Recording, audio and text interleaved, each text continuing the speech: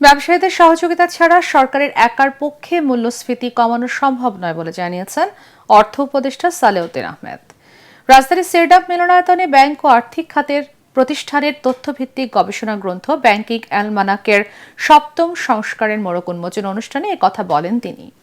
এ সময় উপদেষ্টা আরও বলেন, ব্যাংকিং খাত এখন অনেকটা স্থিতিশীল, তবে ব্যাংক সুদের হার এখনই কমানো সম্ভব নয়। আর সাবেক উপদেষ্টা ও অর্থনীতিবিদ হোসেন জিল্লুর রহমান বলেন, আর্থিক খাতের স্বস্তি ফেরাতে প্রয়োজন অর্থনৈতিক সুশাসন এবং জবাবদিহিতা নিশ্চিত করা।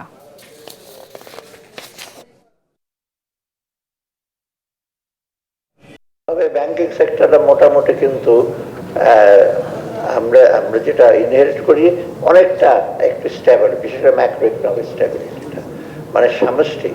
এখন যদি আপনি দেখেন ইনফ্লেশন বেড়ে গেছে, 0.25 বেড়ে গেছে, ইনফ্লেশনটা খুবই সেন্সিটিভ জিনিস আগে, কিন্তু ইনফ্লেশন কিন্তু শুধু monetary policy, bank rate, policy rate বাড়িয়ে কন্ট্রোল করা যায় না, আর সাপ্লাই দিয়ে অনেক সময় কন্ট্রোল করা। আমি সেটা সবসময় বলি, inflation is a political dimension.